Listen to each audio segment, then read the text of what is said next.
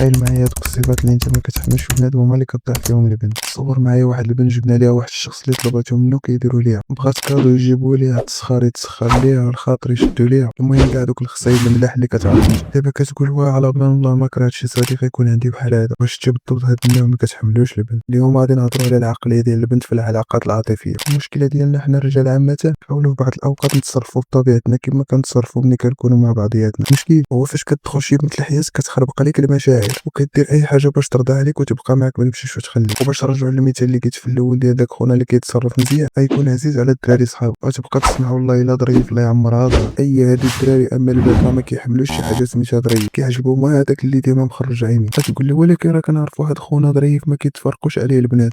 ممكن، ولكن راه كيستغلوا فيه. البنت كتبقى معاك الا لقاتك راجل ولا الا لقات عندك شي حاجه تستغلك فيها، بحال الفلوس تصرف عليها وتشري ليها كاع داكشي اللي بغات. لكن والله البنت ما عزيز عليها الشخص الظريف، بغات الشخص اللي ما دير شي حاجه خرج فيها عيني، بحال الا الملك اللي قالك خاصك من الحد لحد تعطيها جاز الخا ديال العصا. ما كنشجعش شي واحد يضرب مراتو، ولكن مره حاول بقى تخرج ديك الطبيعه ديالك اللي هي القوه. قوه القرار ماشي الجسم، حيت كاين اللي كبير في الجسم ديالو كتلقاه جارها بنت فيها 150 وملي تسولو علاش يقول لك ساحر عليه اخويا ساحر عليه.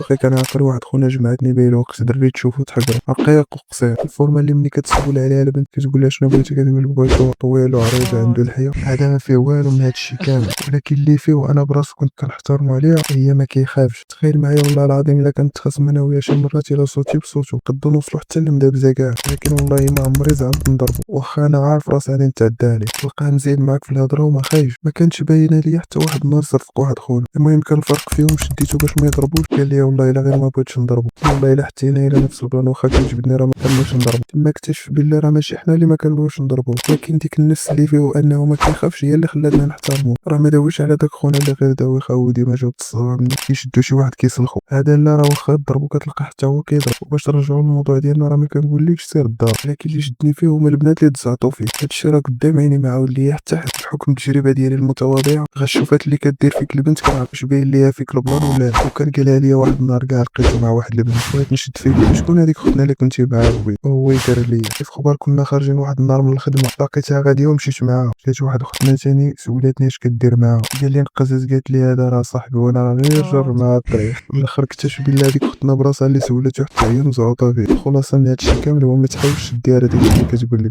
حتى هذاك اللي كيدوي راه عقله. والنساء عامه راه كتحكمهم العاطفه ماشي العقل. علاش ملي كتسولها شنو بغيتي كتقول لك بغيت شي راجل ظريف وطويل وزوين ورومانسي وما كيخسرش ليا الخاطر. من الاخر كتلقاها مجوجه بشي واحد ما فيها حتى صفه من هادشي كامل. ملي كتقول لي هذا الراجل عند قاس كتلقاها هي الاولى كدافع عليه، كيقول لي هذاك وما تمشيش ليها حتى تسال هاد الشغل اللي عندك بعدا صبني ليا حوايجي هما الاولين. وهي كتقول لها مرحبا راجل عزيز وقيله هي الرومانسيه اللي كانت كدوي عليها.